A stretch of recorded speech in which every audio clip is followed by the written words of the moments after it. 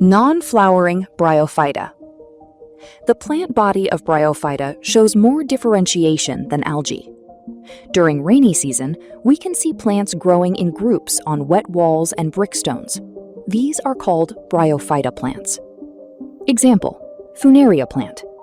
They grow up to 1 or 2 centimeters in height.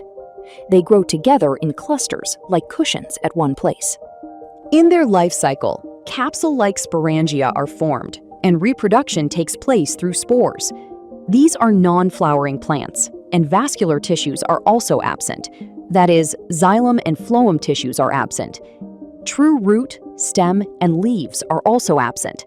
They absorb nutrients from moist regions through rhizoids.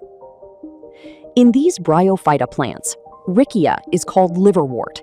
In Riccia, root, stem, and leaves are not differentiated. Funaria plants form female sex organs and male sex organs and reproduce sexually. These bryophytes are divided into 3 groups: hornworts, liverworts, and mosses. The Funaria plant belongs to the moss group. You can observe how well these bryophyte plants grow on trees present in moist regions of forests. Leaf transverse section of the plant. In leaves, cells are arranged in a single layer. Even in the stem transverse section, xylem and phloem tissues are not separately present. The capsule of the Funaria plant can be observed. Riccia, Anthoceros, and moss plants can be observed here.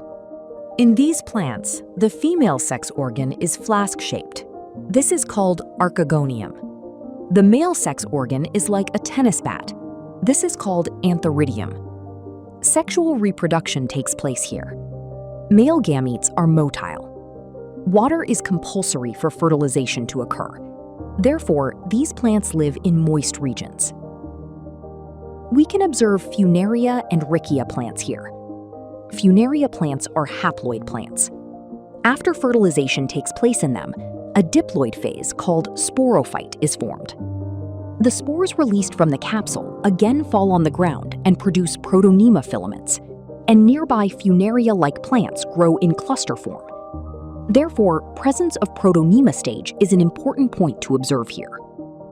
All bryophyte plants possess homosporous condition. Gametophytes and sporophytes show much differentiation. Therefore, bryophytes exhibit heteromorphic alternation of generations. Such a life cycle is called Haplo-Diplontic life cycle. Bryophyte plants generally have less economic importance, but some moss plants are used as food for herbivorous mammals, birds, and other animals. Moss species called Sphagnum produce peat, which has long been used as fuel. It has the capacity to retain water. Therefore, it is used in transporting living materials to other places. Moss plants, along with lichens, are the first living organisms to colonize rocks. Therefore, they have great ecological importance.